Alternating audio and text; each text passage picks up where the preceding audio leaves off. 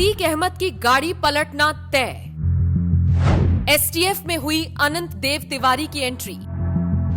विकास दुबे कांड में खूब हुई थी चर्चा। योगी का ये धाकड़ अधिकारी निकालेगा अतीक की हेकड़ी। अतीक अहमद के परिवार की टेंशन बढ़ी।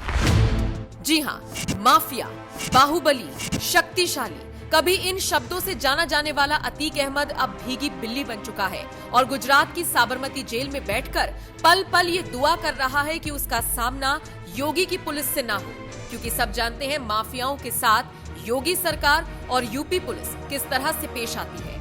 जेल में बैठा अतीक सुप्रीम कोर्ट तक याचिका लगा चुका है कि उसे किसी भी तरह से बस यूपी जाने से बचा लिया जाए। इसी से आप अंदाजा लगा सकते हैं कि उसकी हालत कितनी खराब है। दूसरी तरफ योगी हैं जो सौगंध खा चुके हैं कि इन माफियाओं को मिट्टी में मिलाकर ही दम लेंगे।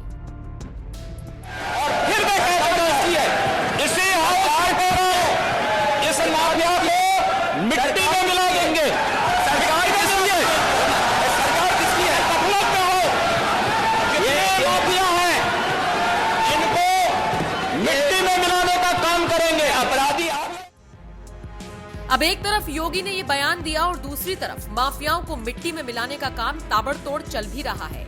ये उसी वक्त से शुरू हो गया था जब यूपी पुलिस ने पहला एनकाउंटर किया था।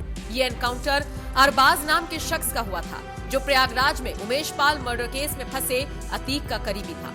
इसके बाद इस पूरे मामले का मास्टरमाइंड सदाकत गिरफ्तार हुआ। अब तक इस मामले में कई गिरफ्तारियां हो चुकी हैं और अब इसी बीच बड़ी खबर ये आई है कि इस मामले में अनंत देव तिवारी की एंट्री हो गई है। ये वही अनंत देव हैं जो पहले जीआरपी में डीआईजी के पद पर तैनात थे, लेकिन अब उन्हें एसटीएफ में शामिल किया गया है। अब अनंत देव तिवारी उमेश पाल मर्डर केस की जांच करेंगे, जिसके बाद से ही खुल्लम खुल्ला कहा जाने लगा है कि अब अतीक की भी गाड़ी पलटेगी। दरअसल यूपी पुलिस जल्द ही अतीक को तलब कर सकती है और उसको गुजरात से यूपी लाया जा सकता है।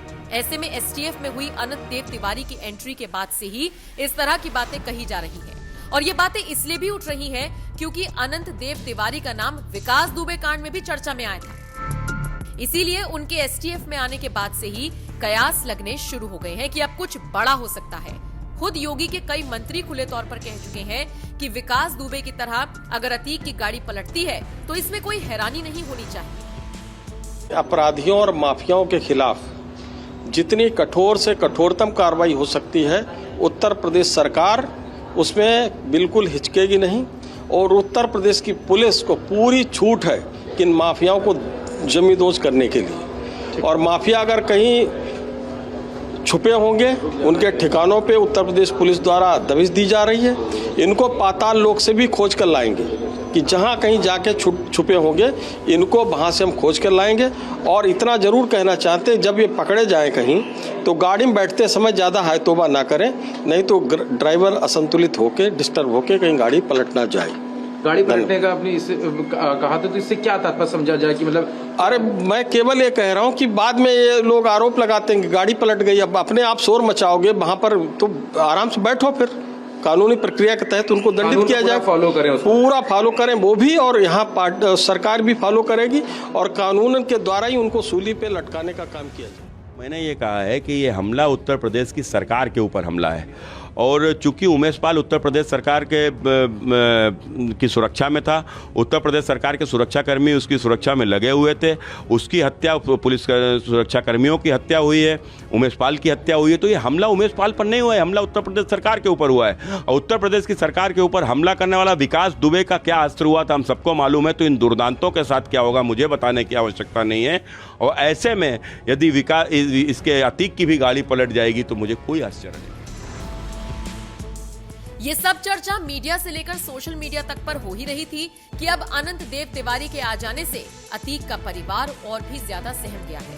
आपको बता दें, अनंत देव तिवारी को एनकाउंटर स्पेशलिस्ट के नाम से भी जाना जाता है। वो विकास दुबे कांड से चर्चाओं में आए थे। दरअसल उनकी कुछ तस्वीरें और ऑडियो वायरल हुआ था, जिसके बाद विवाद हुआ था। आईपीएस अनंत देव तिवारी को यूपी सरकार ने नवंबर 2020 में बिकरू कांड की जांच रिपोर्ट आने के बाद निलंबित कर दिया था, लेकिन अब उन्हें एक बड़ी जिम्मेदारी दी गई है। बहरहाल आपका इस पूरी खबर पर क्या कहना है, कमेंट बॉक्स में अपनी राय हमें जरूर दें। कि जिस अतीक अहमद के खिलाफ पीड़ित परिवारों ने मुकदमा दर्ज कराया, उसके परिवार के खिलाफ वह समाजवादी पार्टी के द्वारा पोषित माफिया है और उसकी कमर को तोड़ने का काम हमारी सरकार ने किया है। और फिर मैं कहता हूं इसकी है, इसे हम बार कह रहा हूं, इस माफिया को मिट्टी में मिला देंगे। सरकार किसकी है? सरकार किसकी है? गफलत में हो, ये माफिया है, इनको मिट्टी में मिलाने का काम करेंगे। अपराधी आप क्या हैं? अपराधी आप क्या हैं? ये चीजें नहीं हो सकती। अपराधी आप क्या हैं? नहीं सुनेंगे इनकी बात। ये तो आप जानते हैं, आपको कहना चाहिए था। ये तो अध्यक्ष महोदय, ये पेशेवर माफिया और अपराधियों के सरपरस्त हैं और ये लोग लगातार यही करते रहे हैं। इनके रग रग में अपराध भरा हुआ है। अपराध के अलावा इन्होंने कुछ सीखा ही नहीं है। क्या ये सच नहीं? क्या पूरा प्रदेश इस बात को जानता है? और आज ये लोग अपनी साफ गोई की सफाई देने के लिए यहां पर आए हैं। आप अपने स्थान पर चले, मुख्यमंत्री जी अपनी बात कह रहे हैं, आपको भी अवसर मिलेगा, आप अपनी बात कहिएगा। सच नहीं है वो आप जो भी बात आपने कहने आप कहिएगा। अभी मुख्यमंत्री जी बोल रहे हैं, आपने जो बात कहनी है अपनी बात कहिएगा। आपको अवसर मिलेगा, आप अपनी बात कहिएगा। आपको अवसर मिलेगा तो आप अपनी बात कहिएगा। आपको भी अपनी बात कहने का अधिकार है।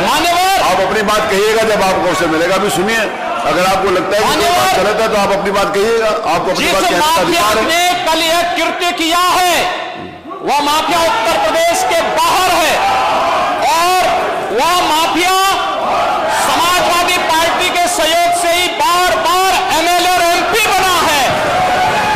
क्या सच नहीं कि 1996 में इलाहाबाद वेस्ट से वह माफिया समाजवादी पार्टी की सरकार के सहयोग से, इन पार्टी के सहयोग से एमएलए बना था।